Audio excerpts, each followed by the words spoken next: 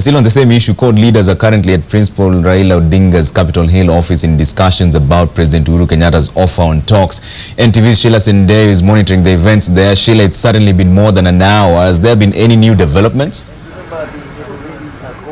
Well, Trevor, not so much has changed over the last 2 hours in terms of an official word from court on what exactly is the way forward in resolving this IEBC stalemate. But what we do understand is that there seems to be some sort of a stalemate in terms of agreeing what way they're going to go in terms of resolving this IEBC stalemate. We're told that the religious leaders that were earlier meeting the court leaders have had to go back to State House to present some of the proposals that court have put forward. Yes, they say that in as much as President Uhuru Kenyatta initiated a process by putting together a joint select committee, putting together members of parliament from the National Assembly and the Senate, yes, it's a good move, but there are issues that they have not agreed on.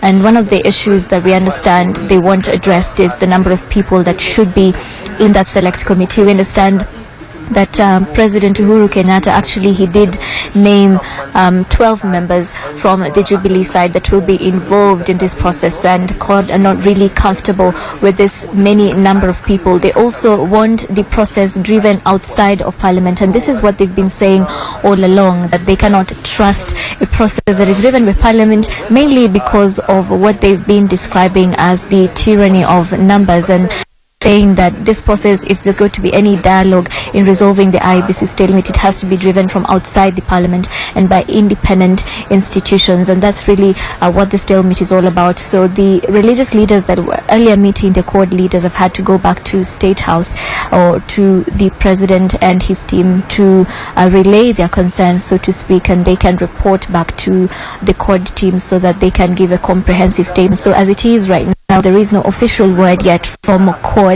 as to what way really this IEBC stalemate will go, and whether they have accepted the president's proposal in full, and there are issues that they're saying that they need to be ironed out before they can move this process forward.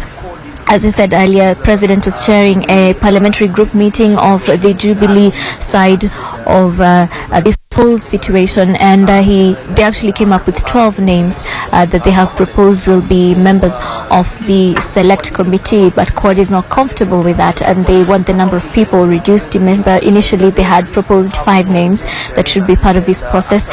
They were again opposed to Parliament's process that was led by the Justice and Legal Affairs Committee, led by Samuel Chepkonga, that had proposed among other things to be select panel that will put together those who will serve as IEBC commissioners, and the select panel was to have 2 members nominated by court, 2 members nominated by Jubilee, and of course 3 others by the Parliamentary Service Commission. They're not comfortable with that because they're saying that the Parliamentary Service Commission, of course, is an extension of the ruling coalition, and that means that the Jubilee side will have an advantage, and that is something that they do not want. Of course, they also are not comfortable with the bipartisan initiative that was put together by more than 150 or so members of Parliament that had signed up to resolve this crisis. So once we get word from the religious leaders who've had to relay that message to President Uhuru Kenyatta, then that's where they will give the way forward. But as it is right now, early in the day, they met ambassadors representing foreign nations. They also